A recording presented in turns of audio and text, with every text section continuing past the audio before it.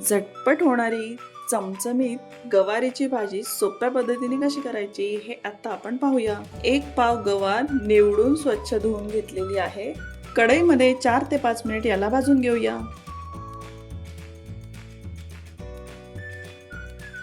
भाजल्यामुळे गवार नंतर पटकन शिजते।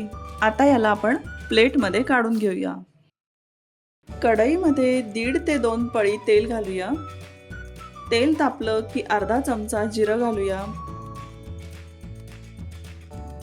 1 चमचा लसणाची पेस्ट घालूया। लालसर रंग येईपर्यंत लसणाची पेस्ट परतवून घेऊया। आता पाव चमचा हळद घालूया। चवीनुसार मीठ घालूया।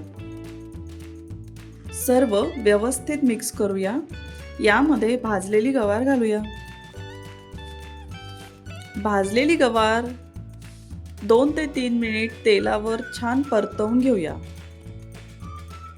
1 ते 1.5 चमचा कांदा लसूण मसाला मी इथे घातलेला आहे।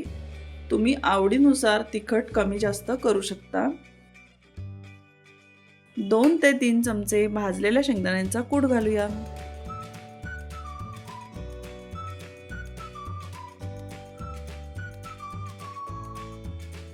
गवारीमध्ये गरजेपुरतं पाणी घालूया।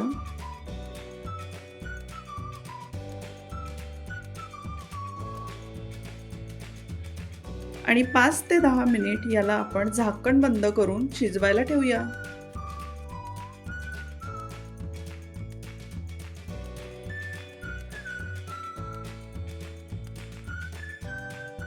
गवार व्यवस्थित शिजली आहे।